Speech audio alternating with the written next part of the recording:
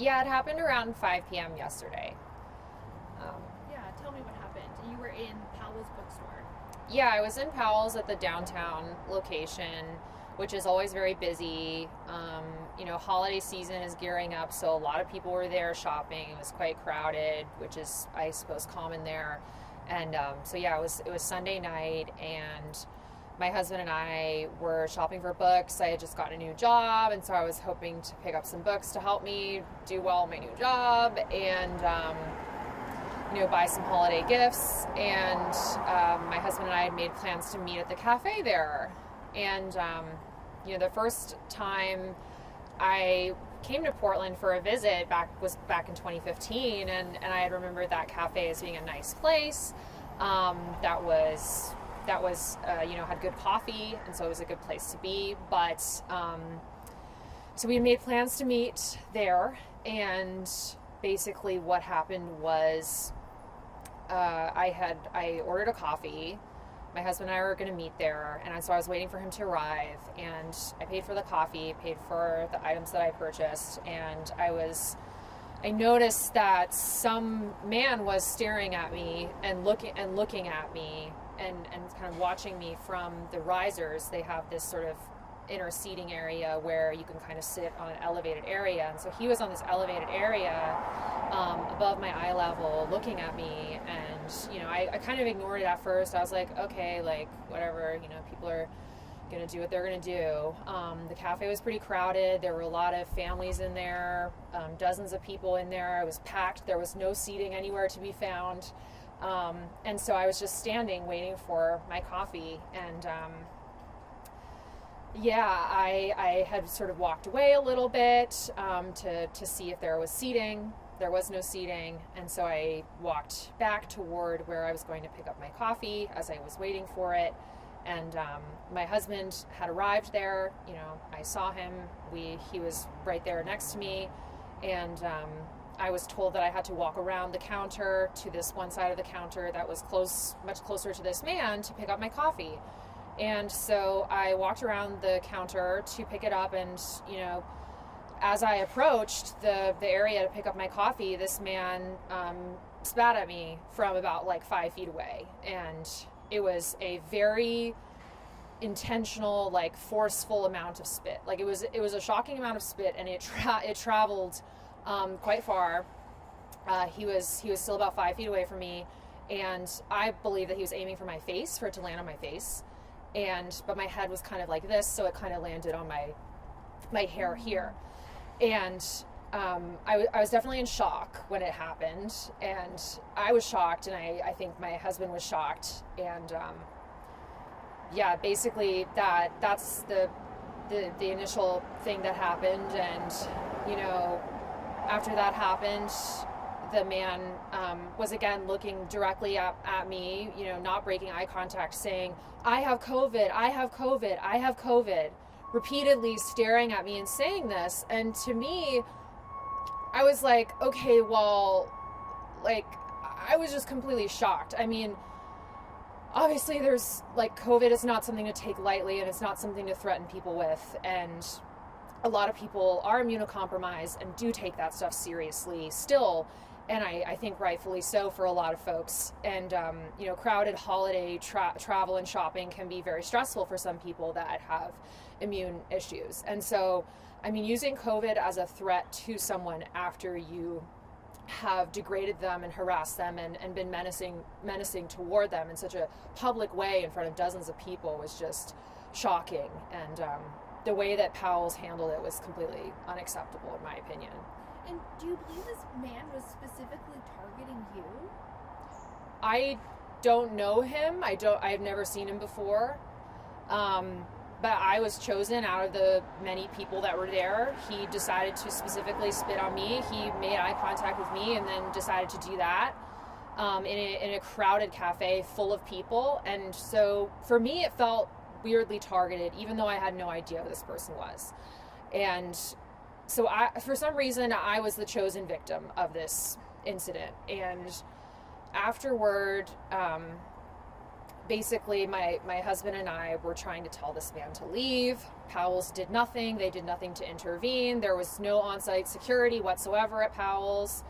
No one there to help diffuse the situation or to keep us safe, and there appeared to be zero protocols in place of what to do if this man had escalated it, if he had pulled out a knife, if he had pulled out a gun, if he had physically, tried to, physically harm us in additional ways. And so, like, we were just shocked that Powell's did nothing, and that they, not only that Powell's did nothing, but also that the employees shrugged it off as though it happened all the time, and that things like that happened all the time, and that women can't feel safe in bookstores, and that people can't feel safe in bookstores because Powell's isn't doing anything to protect customers and to have any modicum of safety and civility whatsoever in a store. And so it was really, really disgusting and dismaying to see, honestly. Well, and it's just so violating. Like, you Yeah. were violated. Super degrading. It's super degrading to spit on a woman, to physically make yourself above her, and then to spit on her in such an obvious way where it was extremely intentional. And, afterwards to use the threat of COVID as a weapon, implying like, I just got you sick, I just got you sick, to me is like a deeply disgusting thing to do and not acceptable. And I'm shocked that Powell's let this person be there for as long as he was there, because after the incident, again, Powell's did nothing to, tell this man to leave the store or approach him or talk to him or call the police or hire security. They didn't do anything. So eventually, my husband had been talking to this man saying, hey, you need to leave the store.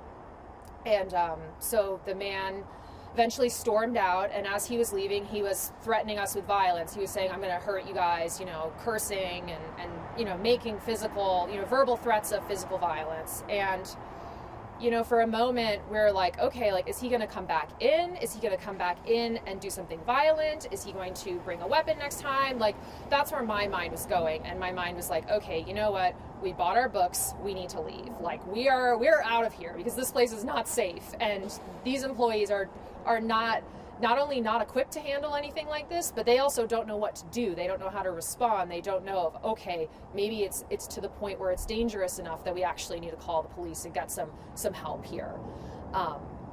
Because I'm baffled at the bystander effect that took place as well, where there were over a dozen people, 20 or more people, parents, families, adults of all kinds, children of all kinds, and that not a single other person said anything to try to help me.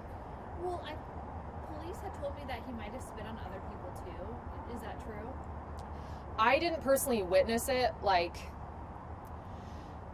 but two women after the man, I believe it was after the man had left, they approached me quickly and briefly, and it seemed like they were on their way out also, because I'm sure they also felt rattled by whatever had been done to them, but they also said, like, hey, like, this man also harassed us.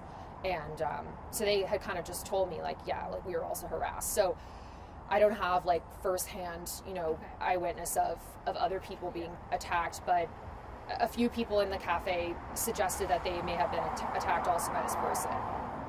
My last question, police told me they're looking at investigating this as a bias crime.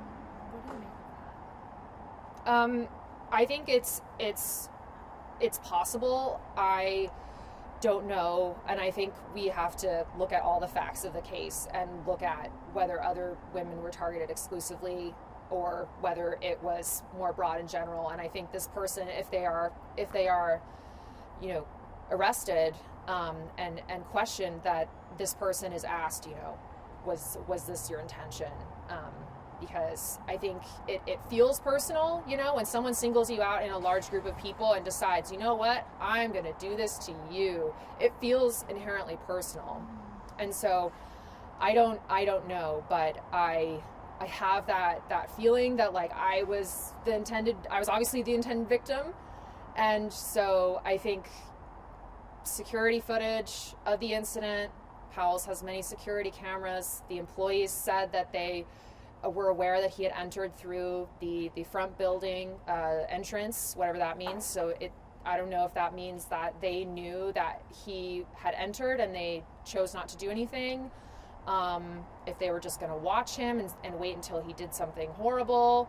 It was really unclear to what extent Powell's knew about this man, whether he had been going there regularly to harass people, or whether I was just the first person who was the first victim that actually spoke up.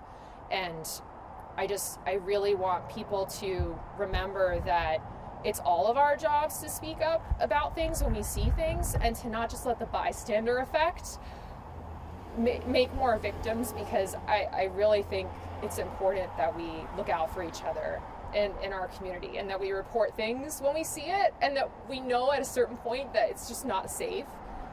And the bottom line is like, I just want to feel safe to go to a bookstore, and I'm just shocked at how Powell's handled the situation, to be honest. Yeah, I see how emotional you're getting.